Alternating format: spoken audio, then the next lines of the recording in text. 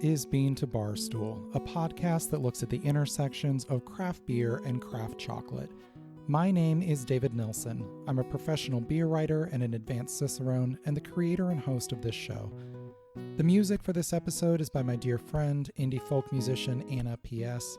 You can find out more about Anna's music in the show notes or at her website, annapsmusic.com. You can find links and information about our guests in the show notes as well. I hope you enjoy this episode of Bean to Barstool.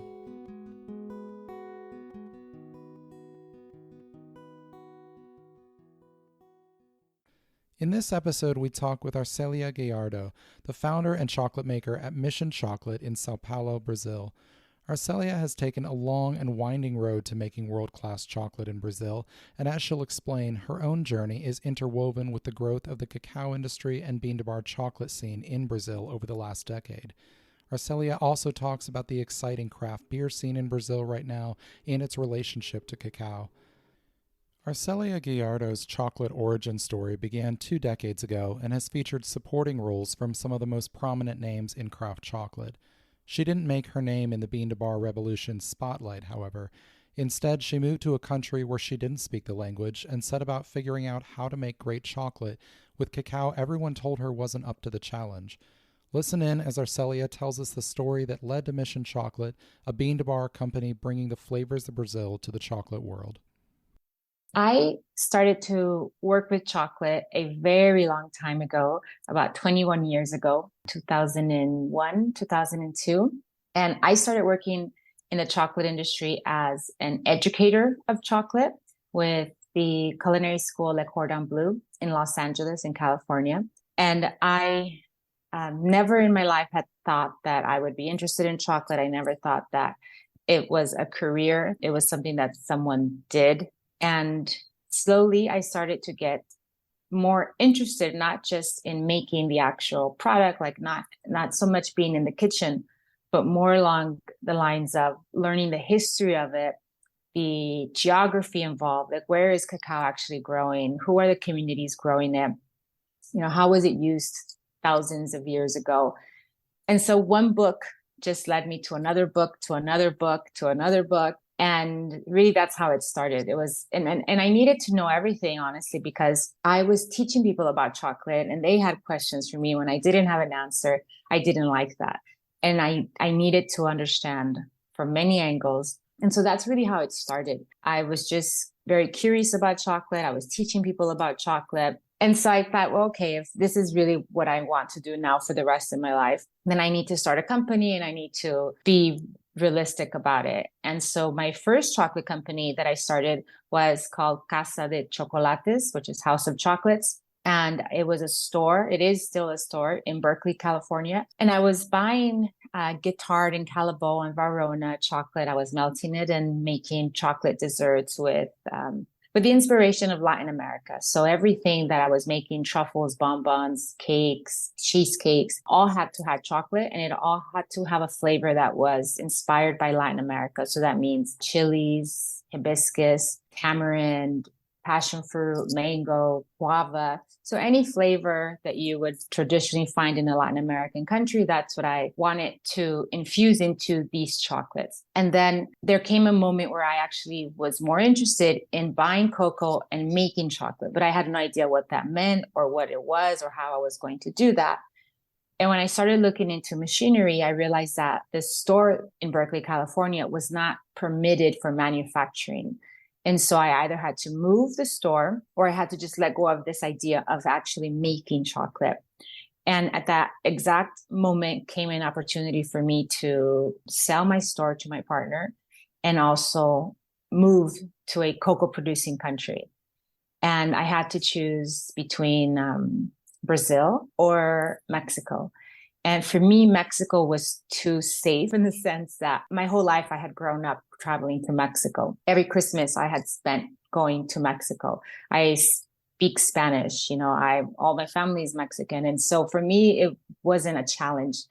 And so I decided for Brazil, a country I had never been to. Didn't speak Portuguese. I didn't know anyone, but I did know that Brazil also had way more cacao than Mexico. And so I sold my part of the store and I began the visa process. And I lived in San Francisco at the time. And next to me, I saw being built this chocolate factory. It was literally right on my block. And as I was waiting for my visa process, I walked in there and I said, hey, I'm waiting for my visa to Brazil. And I found out somehow that they needed some help with the production of chocolate.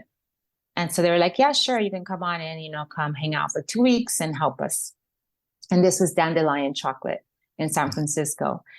And so after those 2 weeks, they said, oh, could you come back another 2 weeks? And so I was like, of course. I loved working at Dandelion because even though I had already been in chocolate at that time for about 10 years, I had never made chocolate at all. But when you have a chocolate company, you can't hire people with chocolate knowledge. Like that doesn't even exist, right? Especially in this young bean to bar movement. Like now, maybe you will have a chocolate person coming in with experience at another chocolate factory. Like now you can find this. But in 2013, 10 years ago, people were coming to you and they were like, I'm a software programmer. I was an engineer. I was, a barista. I was a teacher, whatever. Great, you can make chocolate, right? So anyone could make chocolate at that point. So the fact that I already came with 10 years of some level of experience in chocolate really made it easier for them to trust me and to give me tasks. And so it was really at Dandelion Chocolate that I learned how to make chocolate, selecting beans, roasting, cracking, winnowing, putting the cacao in the machines and the melangers, grinding, tasting. And since I wasn't a real employee, I was kind of there to like help them. I mean, they paid me, but there was no contract, right? It was like, well, when you're done, you're moving to Brazil. So since I was a very flexible employee, Greg, who is the cacao sourcer, when he would go to countries to look for cocoa, he would ask if I wanted to go so that I could learn a little bit about this. And so I took him up on this offer, obviously, and I went with him to Belize. And in Belize, he really showed me like how it is that you choose cacao. How do you work with the communities? How do you work with the farmers? What can we negotiate and what we shouldn't negotiate and how we can help them. And so that was really eye-opening for me because for me, I always got chocolate chips in Berkeley, California, in the United States. And that's it, right? Like what else is there? But there is this whole other line of people and humans that are in another part of the world where this comes from. And we just really were not acknowledging that, right? If you're just buying chocolate chips, you're not really acknowledging that. And so I went with him to Ecuador as well. And then I went on my own to Venezuela. And that really just, again, opened a whole nother world for me that I wasn't aware of. I wanted to make chocolate, but I fell in love really with visiting the communities and traveling. And so I more or less was with Dandelion Chocolate for about a year. I didn't want to leave. Like I didn't expect to be there a year. I didn't want to leave, but I had already gotten my visa for Brazil. I had already gotten an apartment in Brazil. And so if I would have met Dandelion before I had committed already to Brazil, I probably would still be with Dandelion. This is how much I loved everyone there and their method of making chocolate. And it just was a lot of fun as well. But I had to leave. And so stopped working at Dandelion, moved to Brazil. And because the Brazilian bean to bar movement was so young when I arrived here, I arrived really knowing more than anyone else here because the bean to bar movement really was born in Berkeley, California. So for me, it's always been at my side. Scharfenberger had their factory in Berkeley, California. When I was a student at Berkeley, at the university, I remember going on a tour of this chocolate factory. And this is like 1994, maybe 1995, 96. And so at that time, like I had seen what was the coming of the bean to bar movement, but I just didn't pay any attention to it. Because it was in Berkeley, California, it was my backyard. It was something fun to do during the weekend. And so when I arrived to Brazil, their bean to bar movement was maybe like 5 years old, whereas in the United States, it was already about 20 years old. And the thing is that if you want to learn to make chocolate, almost every book or video or blog is in English. And so it doesn't make it accessible for people in cocoa growing countries to learn to make chocolate because it's all in English. Sure. And so when I arrived here, I had already worked for 1 year with, one of the most famous bean to bar factories in the world, people found out I was here and they wanted me to teach them how to make chocolate. But I just had only 1 year of making chocolate. So it got a little complicated for me because I also learned to make chocolate with dandelion equipment using dandelion beans. And when you move to a country where cacao still is years behind in quality than the, Maya mountains of the world or the Camino Verde and Costa Esmeraldas, all of those producers and co-ops have been studying how to produce cacao for the craft makers for many years. Whereas in Brazil, people were still really producing for the commodity market, for the industrial size factories, because those big buyers all have factories here in Brazil. And so when I arrived here, yes, I knew how to make chocolate, but I didn't know how to make chocolate with this cacao. I knew how to make chocolate with good cacao. And that makes a really big difference. And it's honestly not something you think about. When I was at Dandelion, like Greg had honestly already weeded out bad and good in his origin. When he went to travel, like he would already pretty much say no to what wasn't good, and he would have ship what he thought may be good to San Francisco, and then we would make it into batches, and it was like okay, right? It was okay. And then what made it to a chocolate bar was great. But in Brazil, when I arrived, I had to buy cocoa, and you cannot import cacao from other countries in Brazil unless it goes through the port of Africa. And so Brazilian companies, large companies like the Nestle's, do import cacao from Africa, but we were not looking for that quantity. And to be honest, like Brazilian quality was better, if not equal to what you can find in Africa. So there was no sense, it made no sense for us to even go, to try to do that. And so I started looking for what I thought was good cacao in Brazil based on what I had seen Greg doing. And so I visited a few farms in a few states, and we started the process of, we made the chocolate, and then we said, wow, this is really bad, right? Too astringent, too bitter, too acidic. I mean, it was like to everything. And so to start with that, it's like, okay, where are we going to go from here? Because there's at that point, maybe like 5 bean to bar chocolate makers in Brazil, and they're making chocolate and they're selling it, but it's pretty bad because this is these are the beans we have. It's better than industrial chocolate, but you cannot compare it to what was happening in the United States with that craft chocolate movement. Mm-hmm. We had to work from the bottom up, right? We had to work with the farmers. We had to try to get information on fermenting, on drying, on harvesting. And it took maybe about 5 years of us doing that. And as we were doing that, I was teaching people to make chocolate. I was making chocolate with those bad, mediocre beans. But we were talking about like, why is it bad? And that's how we all started to learn, well, this is what it means to be too astringent. And what is that farmer doing that's making this too astringent? And so we started to grow together, and those 5 chocolate makers became 10 chocolate makers, became 20 chocolate makers.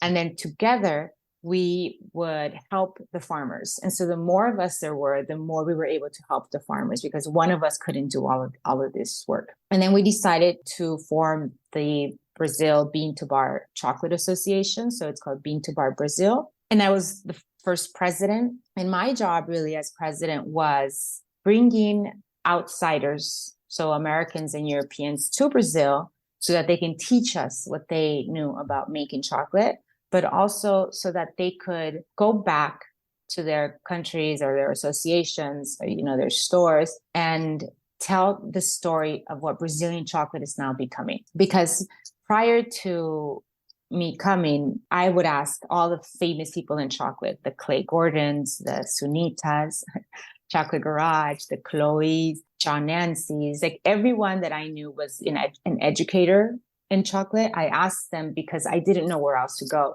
Like, what is the good farm in Brazil that I can buy cocoa from? Like, who is making good chocolate here so that I can go to them and see what cacao they are using? And everyone had the same response. Like, there's no such thing as good Brazilian cacao. There's no such thing as good Brazilian chocolate. Like, it doesn't exist. And so this is why we knew we were like starting at zero. Mhm. And so we brought all of those people. We brought all of those people, many of them. So we had our first bean to bar chocolate week. We brought them, we had them teach classes, we had them teach And tastings what year to is this at us. this point? I moved here in 2014. So 15, 16, 17, about 2018, I think is when we had our first bean to bar week. And so we had already been working diligently on trying to reach this standard for craft chocolate within Brazil for about 4 or 5 years. And so they came here and they taught us what they knew. They let us taste chocolates from all over the world so that we understood what the terroirs were in these other countries. So we understood what the consumer was tasting outside of Brazil. And so we then had a second bean to bar week. We brought a whole different group of people and we did the same thing. We had them teach us courses. John Nancy came and did a 3-day workshop on roasting. And it was a lot of people coming to Brazil to help us, really is what it was. But also, we did 1 week in Sao Paolo in the city where they taught us everything.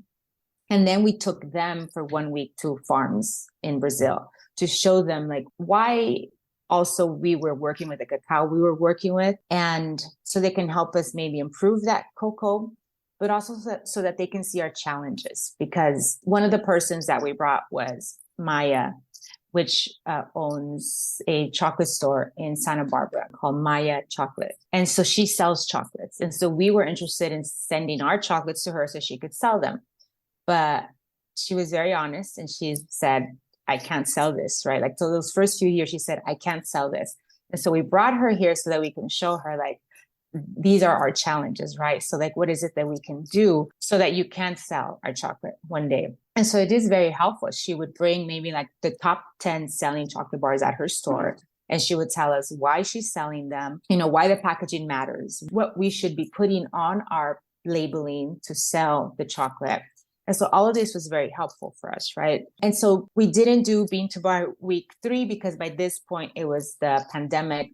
And so we haven't done it since then. But my chocolate journey has been very long. Like I never thought it would be this many years that I would be in chocolate. So from just, teaching a basic, this is what chocolate is and the history of chocolate, to being a chocolatier with a pastry store, to being a chocolate maker with Dandelion Chocolate, to really shifting the chocolate movement in a country where I'm a guest, right? Where I don't speak the language, I don't know anyone. And now with opening my factory in Brazil and having the most awarded chocolate in Brazil. Eventually, after putting in all this effort, we now have good chocolate. We now have good cacao. And now we have a little bit over 200 bean to bar chocolate makers. Wow, And I didn't realize that. Yes, and mostly women. So I would say about 70 or 80% of that is mostly women, which is something very unique to Brazil. The thing about Brazil is that I live in Sao Paulo, which is about 20 million people. If I wanted to have a successful chocolate company, I honestly wouldn't have to export out of Brazil. Like I could do it here. Mm-hmm. There's one chocolate store, which is a franchise. Imagine like a C's model. And he has 2,000 chocolate stores in Brazil. And he doesn't sell outside of Brazil. And so this is one chain. Imagine like just the C's Candy with 2,000 chocolate stores. I believe C's Candy has about 200 locations in the United States. And that includes like those kiosks at the airport and all of this. 200 compared to 2,000 is a big difference. Yeah. And so most people don't hear about Brazilian chocolate makers because we don't need to leave Brazil. Like we do not need to leave Brazil to be successful. You definitely have to leave Peru or Guatemala or Mexico or, Madagascar. Like you have to leave all those countries in order for your brand to actually make money and be successful. We don't have to do that in Brazil. Brazil has a very strong economy that can support my sort of business. Like they can afford to pay $9 for a chocolate bar. And I could build a company doing that here, which is something you cannot say for countries that grow cocoa, right? Mm-hmm. Like you just can't. We're talking about Indonesia, Ghana, Ivory Coast. Like what country can you think of that actually has such a strong internal market that can have a chocolate company be successful and not have to leave. So this is why many of them don't leave. There's maybe five, I would say, a strong five chocolate companies that export to the United States and to Europe and to Australia. And those are the ones you know, those are the ones you hear about. But there are about 200 others that make chocolate here in Brazil that you haven't heard of, that you may never heard of. Some of them good, you know, most of them are not still, because we still need to work. You know, most of us that have been doing this in Brazil for now about 9, 8 years, we're good because we've been doing it for that long. It's not to say that the other 165 are not going to ever be good. It's just they need to be making chocolate for a lot longer, right? Sure, yeah. One of the things that I've been interested in from your chocolate at Mission is your use of ingredients that are grown in Brazil and aren't necessarily familiar to those of us in other places of the world. I think your bars were the first place I tasted cupuaçu, umbu, a few other things. Talk a little bit about the importance of using some of those fruits and ingredients from Brazil. Yeah, so I'm going to have to thank Chocolate Maya for really encouraging me to do this. And she didn't do it, she didn't know she did it. And so what happened was that in 2015, I made a chocolate bar, a 2-ingredient chocolate bar, the way that I knew how to make 2-ingredient chocolate. And I sent it to her, and she basically said this is the worst thing she's ever tasted in her life. And so I thought, okay, so now what am I going to do, right? Like this is at the moment the best cacao in Brazil. So that really led me to think that I couldn't be Dandelion, right? Like I was trying to be Brazilian Dandelion, and I couldn't because I don't have access to the best cacaos in the world like Dandelion did. And so that's when I realized I can't be Dandelion. I have to do something different. And so I'm in Brazil. I'm in one of the most biodiverse countries in the world. What can I do that other chocolate companies cannot do? So that if we're now talking about competing against each other, I can't compete with 2-ingredient chocolate. So what can I compete with? And I'm a foodie at heart. I, was spending most of my time getting to know Brazil through cooking shows, through cooking books, through restaurants. And so I knew all of these things, all of these ingredients that I had never heard of. Like I had already become pretty intimate with them via ice cream, via, caipirinhas, right? Like the cocktails, via everything, because the amount of exotic fruits and nuts and spices that are in Brazil is astonishing. And I spent a lot of time studying Brazilian ingredients, and I know that even I haven't been able to reach everything. I decided that I was going to make chocolate with ingredients that nobody else in the world was doing and that were native to Brazil. And it really started to become my mission to create a product not only that was good, but that would tell the story of Brazil culturally, geographically, gastronomically, and that would also support small communities. And so all of the ingredients that I use, aside from being native, are harvested by families. So it's not farms. Like there's no such thing as like a baru farm. Baru is a nut that grows on a tree, sort of like an almond. It naturally has to fall to the floor. And then families will come with their buckets. They will put it in the bucket. They will take the bucket to the co-op.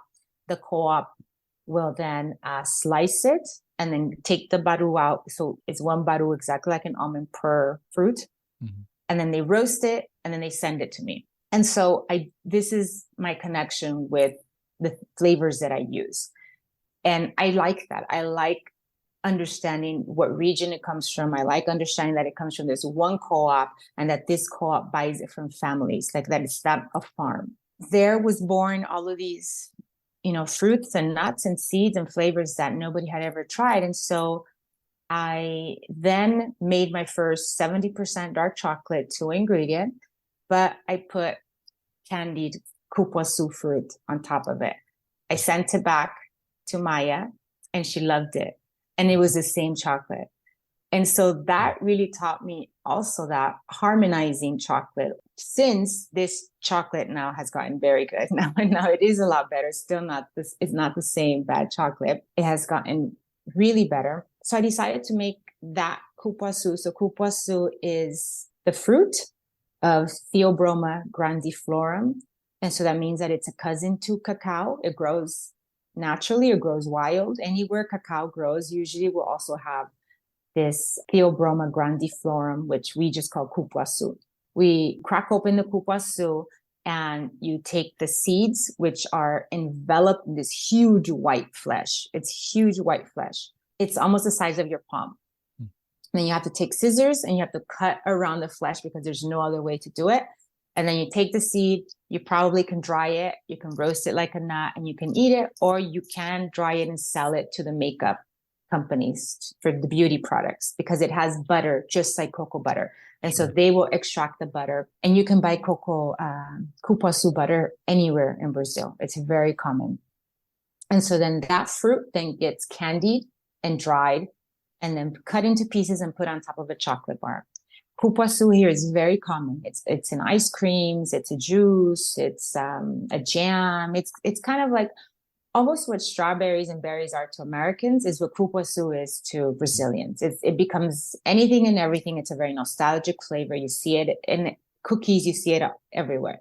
But I just had never seen it on top of a chocolate bar. So I don't consider myself a genius for taking something that's delicious and putting it on top of a chocolate bar. But nobody was doing that. What I found most Brazilian chocolate makers wanted to do was mimic European chocolate. They wanted to put hazelnuts. They wanted to put almonds. They wanted to do these things that are just not Brazilian. And that's okay. Like, I don't have anything against hazelnuts and almonds in chocolate. Right. But considering that you're in the most biodiverse country in the world and you're importing hazelnuts from Italy to make chocolate that exists, right? What chocolate maker doesn't have a hazelnut bar or a gianduja bar? And it's like, why do you want to be the same when you could be unique? And so for me, that was my guiding light. It's like, if the chocolate bar already exists, I'm not making it. Like, that's just my rule. I'm not making it because there's too many ingredients in Brazil to still be explored for me to just waste my time on something that already exists. We'll be right back. Hey everyone, Final Gravity Issue 5 is now available in the shop on beantobarstool.com. This 5th issue of our zine telling personal, human-centered stories from the world of beer is full of great articles. Bano Segudu tells the story of the South African beer style Umkombothi, poignantly explaining its role in her culture and the importance in her family's celebrations and milestones. Maria Krugliak writes about discovering the Portuguese half pint after moving to Portugal during the COVID-19 pandemic. Amanda Bruns and Obakeng Malope discuss the water spirit Mamuhaswa and the collaboration beer they brewed in her honor. These and numerous other stories fill the 56 pages of this zine. We've expanded it and added a few features for this issue. It's full color, full of lots of beautiful photography and art. Definitely check this out. It's on beantobarstool.com/shop. You can purchase this issue or subscribe, and you can always support us on Patreon and get extra perks as well. Cheers.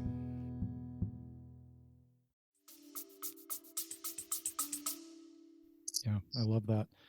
Let's talk a little bit about the state of the cacao that you're working with now. You said it has improved quite a bit. Talk a little bit about what you're able to get in Brazil as far as cacao. Yeah, so the largest farm that I work with is Fazenda Camboa, and they're in the state of Bahia, and they are the largest organic farm in Brazil, likely the world.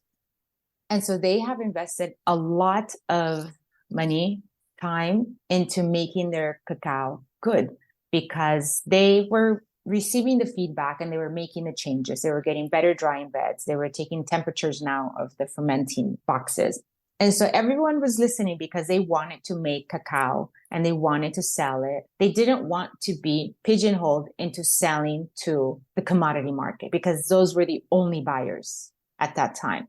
And so when we started to show up and saying, we're going to pay you 4 times more than, at least than the commodity market, but it needs to be good. Like, you just can't give us what you're selling to them. And so they started to listen. They're saying like, well, then, okay, what do I need to do? And so Fazenda Camboa is one of those that listened very early. In 2016, 2017, I believe 2018, started also the Brazilian Bean to Bar Awards. And it's a blind award where we all have to put chocolate in the same mold. So every chocolate maker puts it in the same mold, and it goes into the organization with a code. And so then they reshuffle it, and then they send us back a kit. And so it's only being judged by chocolate makers and blind. That's cool. And so for the first 2 years, I won the gold and the People's Choice for my 70% Fazenda Camboa. So for me, it was the best cocoa that existed at that time. And there was like no one that was coming close to it. And then the third year that they had this show, I didn't submit Fazenda Camboa because I wanted to give other people a chance to win also, because I was still president of the Bean to Bar Association. And so it just didn't seem right that I kept winning. And I thought, okay, look, I'm not going to put in this Fazenda Camboa anymore, but I still have to participate because I'm part of the community. So I submitted my Amazonia cacao, which came from the state of Pará. So Fazenda Camboa is Bahia, which is where most of the cacao comes from in Brazil, up to about 2 years ago. Now, the major producer of cacao in Brazil is Pará, which is in the Amazon rainforest. This farmer, his grandparents immigrated from Germany to Brazil, and they tried to plant coffee in Espírito Santo, it's next to the ocean. And it just didn't work out. So for about one generation of his family, they were like failed farmers. And they just couldn't figure out how to grow coffee, and they failed. And so then they were poverty stricken. And then, he was born and he saw his family pretty much fail at coffee, like trying again. And then he heard of a government program that was incentivizing farmers to move to the Amazon. So this is like maybe a 5-hour flight from where he originally was, like move into the Amazon to restore parts of the Amazon rainforest that had been overgrazed by cattle. And so he took it up. He moved his family to, he's like a young lad at that time. He was already married. He took his family to this farm and he started reforesting this area. He decided to focus on cacao. And so he planted cacao, he planted acai, he planted passion fruit, everything that was already supposed to be growing or that was torn down by the cattle farmers. He started to replant again. 10 years later, he meets with a government organization that helps him understand how to ferment and how to dry cacao for the specialty market. The cacao gets to me somehow. I tried it and it's amazing. The terroir is different. It's not Bahia. It's just so different than what we had considered Brazilian cacao to be generally. And what my cacao from Fazenda Camboa was earthy. It was woody. It had maybe like deep raisin notes. And when I tried my Amazonia cacao, it was baked chocolate cake, strawberry jam, fudge. It was just something very different. For this third award, I decided to just submit Amazonia, and then it won the gold. And so I thought, okay, so maybe it's me, right? I'm just really good at this. Now you have these farmers teaching their neighbors. The first year that I bought cacao from this guy in Amazonia, he had 1 ton and that's it. Like it took him like a year and a half to amass 1 ton, and it was just him and his farm. And then this year he sent me a ton of samples, and they were like, they all looked different. They all had codes. And I was like, I don't understand what's happening. Like, what is all of this? He sent me like 18 samples. And then he's like, oh, this is my neighbor. This is my neighbor's son's farm. This is he taught the whole community how to do this because they wanted to get their cacao sold to someone like me and not to the commodity market. Sure. And so and they were all pretty good. Like for them being their first time ever to have started this process of fermenting and drying for specialty, they were good. So this is how it begins, right? So now you can find good cacao in Brazil. One, because they're starting to understand that there's someone out there that can pay a little bit better. And also the farmers themselves are teaching each other to do the work. Whereas before, one of us had to fly there and spend days and weeks and years teaching them to do this. Now they can teach themselves to do it. Good cacao is in Brazil. Every day it's growing. Every day it's getting better. And it's also because of the work that all the other chocolate makers are doing, right? It's not just me. Like now we have 200 people, and that's a lot more people than, 5 people trying to teach producers to do something different to improve their cocoa. I think one of the most interesting bars I've had from you is your Two Rivers bar. It's very visually stunning, and that appearance tells a story as well about these two rivers coming together in Brazil. Tell me a little bit about the inspiration behind that bar and the cacao that you used in there. We'll be right back. Hey everyone, my book on pairing craft beer and craft chocolate is available now on Amazon and on the Bean to Barstool shop. Pairing Beer and Chocolate, a guide to bringing the flavors of craft beer and craft chocolate together, is out now. This paperback book explains the process of pairing beer and chocolate, includes a guide to hosting a pairing at home, walks through dozens of beer styles to provide style-by-style pairing guidance, and gives room for taking your own pairing notes along the way. This is the only book on pairing beer and chocolate available. Grab your copy now at the link in the show notes or on Amazon. If you manage a tap room, bookstore, chocolate shop, or cafe and want to stock the book, get in touch about our easy wholesale process. Beer and chocolate belong together, and this book is your guide to getting the most out of every pairing.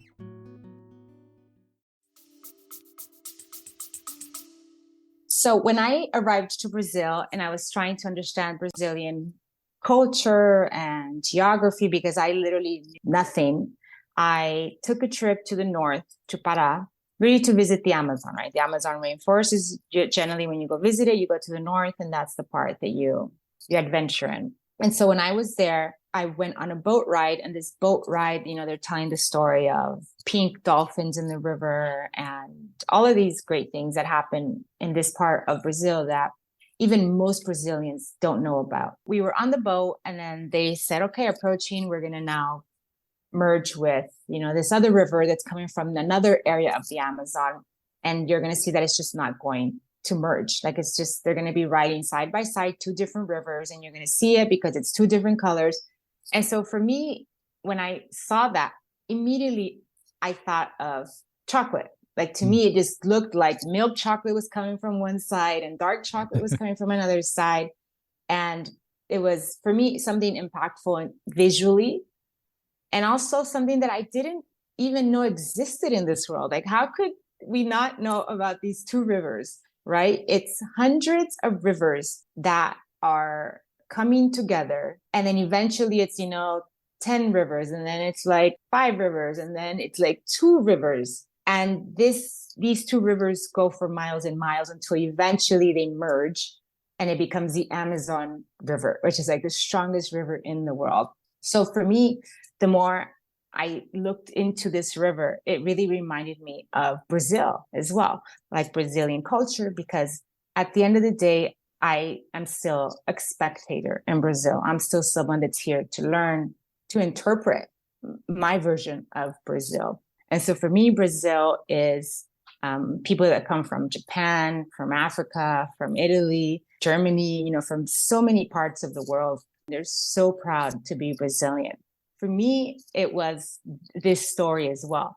It was the story of Brazil. It was the story of these 2 rivers in the Amazon rainforest. And then it was also a story of Brazilian cacao, because when I moved here and people were telling me there's no such thing as good Brazilian cacao, or also putting an umbrella over the cacao and saying it's just one cacao, right? There's no terroir, there's no different aromas. It's just Brazilian cacao is Brazilian cacao. It's not special, no matter where it comes from in Brazil. When you look at a map of Brazil and you see that Brazil has a border with Venezuela, with Colombia, with Bolivia, right? It's like, how could there just be one terroir? Like, that's not possible. Like, that's not possible. So it just means that we haven't found it, or you have not tried it, right? Or we haven't been able to make the chocolate to send to you. And so for me, it was also a way to debunk that. It was a way for me to put two cacaos in one bar, not blend them, but to prove that there is no such thing as like, oh, Brazilian cocoa. You have a cacao that's more acidic and produces a very creamy chocolate, a little bit nutty. And then you have another cacao that is fudgy, that is intense and it's bitter and it's dark. And that chocolate, so Two Rivers for me became one of my proudest bars because it taught people a lot. It taught people geography of Brazil. It taught people a little bit of the story of Brazil. And it also taught people that there is no such thing as a basic Brazilian cacao. And that orange part of the chocolate bar comes from a cacao that's called cacao catongo. It's a forastero cacao that is missing in its DNA the part to be dark brown. Like it just forgot that so it's a white bean. So when you open the cacao, it's a white bean, but it's a forastero. So it's not what you would call criollo or porcelana or anything like that. You open it up, it's forastero, but it's a white bean. And so that white bean makes a orange looking chocolate. Do you feel like that is part of the story that you're telling with Mission Chocolate in general, that diversity of flavor? I do. I feel that the best thing that everyone did for me in the beginning was tell me that my chocolate was bad. Like, right? In hindsight, at the moment, you're crying. But in hindsight, it was the best thing that anyone could have ever told me. Like, this chocolate is horrible. Like, please stop making 2-ingredient chocolate, right? At the time, because it really made me look and find like what was going to be Mission Chocolate then. Like, if it's not going to be a baby dandelion, like what is it going to be? Because that's what I thought it was going to be. For me, Mission Chocolate has now evolved into something way bigger than I thought it could have been. And, 2-ingredient chocolate is not my story. Like, that story belongs to someone else and they do it really well. My story now has become like, let's do things that don't exist. So like, when you consider chocolate, chocolate is only about 200 years old. Like, chocolate bars, the way that we are consuming them, that is so young. That's nothing in the history of cacao. 200 years of like a chocolate bar is nothing. And so it's impossible for everything to have been discovered by this point, right? It's impossible that every chocolate has to just be like a milk chocolate. It's impossible for me to even think that, oh, you have to just decide in between white milk, dark, bitter, bittersweet, because that's just so boring to me, considering the amount of things that are still undiscovered, not only in Brazil, but everywhere in the world that cacao grows. Mission Chocolate has really become a voice for like people that grow in cocoa growing regions, because I tell them, like, you need to be you. Like, don't try to be Italian, which is what most like, because they think that's the fanciest thing on earth, right? To be Italian, to use hazelnuts. And it's like, no. Like, you have it wrong. You have it backwards, right? Like, Europeans and Americans and Canadians are going to these countries for inspiration. And you're here, you have it, it's yours. Like, use it. Let's use it. Let's figure out how to use that. And let's leave those, classic flavors where they belong. Like, they're classics, and let's leave them and let's let them do it. And let's do what we can do, which is come up with these flavors and combinations that no one has ever seen before. So beer and chocolate has been something that has followed me in Brazil very intensely. In Brazil, the craft beer movement is really strong. It's really, really strong. And partly for that reason that I'm saying that you can get cupuaçu sours here, right? You can get beers with flavors you in your life have never heard of. And they do it really, really well. So any beer shop that you go to here will have various stouts with cocoa nibs, and they'll tell you the farm of the cocoa nibs. They'll also have like the cacao honey to make sours as well, right? Or to make any kind of beverage with alcohol. So that means that it could be like a fermented kombucha, and they don't have we have access to the cacao honey, and the cacao honey is just when you open the cacao fruit, that very first liquid that comes out of there is what we call cacao honey. You can really only get that if you live in countries that grow cacao, because as soon as that cocoa pod opens, the cacao honey begins to ferment. And so if you don't have a freezer on the farm, which is difficult and rare and expensive, then you're not able to conserve that cacao honey. So there are a few farms that do it, but if you're able to do it with people are in Brazil, that itself becomes a sugar or the thing you ferment to make spirits. And so for beer, it becomes very interesting because there's always do we put the cacao in the beer or do we put the beer in the cacao? Like what's better? What do we do? Currently, I'm working with a brewery that's called Japas Cervejaria, which is 3 Japanese girls with Japas, which is like Japanese girls in Portuguese. Again, this whole like women, female entrepreneurship thing is just so strong here. So here you have 3 Japanese women that have this brewery and they make beers with Japanese flavors. And so right now we're working on a 5 beer kit that will come to you with 5 chocolate bars that are paired for the 5 beers. And so they'll make like a Pilsen with wasabi. So for example, they sent me this beer and then they make another one, like an IPA that has anko. And anko is a Japanese bread that's made it usually looks like a little fish bread. And it has vanilla and milk, right? So then they'll send me all these beers and they'll be like, okay, you need to make a chocolate bar that tastes or that harmonizes with these beers. And so with the wasabi, it was pretty simple. We just, we chose a cacao that we thought could go well with that beer. And then we put wasabi in the melanger and it came out really well. So then the customer is supposed to drink this wasabi beer and then have a wasabi chocolate. The next one with the anko. So this Anko IPA, for me, I was like, there's no way this can work. Like, how am I even going to get all of these flavors? So it's an IPA with vanilla and lactose. Oh, and black beans. It's black beans, vanilla, and lactose in a beer. It tastes amazing. And so, but my challenge was like, how am I going to do that in a chocolate? And so we ended up doing a milk chocolate. We dehydrated black beans. And then they ended up being crunchy. So we put them in the chocolate bar. And then we just put in a little bit of vanilla, and then the lactose came from the milk chocolate. It is such a delicious bar. This is a bar that I actually really want to keep. Having the girls really give me this task and this challenge, here are some beers, please make some chocolate that pairs exactly with these 5 beers, has really helped me grow as a chocolate maker, because there's my ideas that I have, but then when someone tells you can you do this, that's a whole nother level of growth. And so with them, we're going to do this box, which will be, we're trying to get it out for Easter, it's a gift box that you come with 5 beers and 5 bars. And then we show you there how to harmonize all of this, at a party or something like that. That sounds amazing. So, right. It's amazing. It's fun. And, and it really puts the value of chocolate doesn't have to be just with wine, right? That's not a thing. I get it, but for me, it's so much more fun to have chocolate with beer or with tea or with coffee. There's so many other things that you can pair it with. And for me, I think beer is one of those very special ones, especially because of the variety. You have all this variety of chocolate and you have this immense variety of beer as well. Well, now I need to come to Brazil.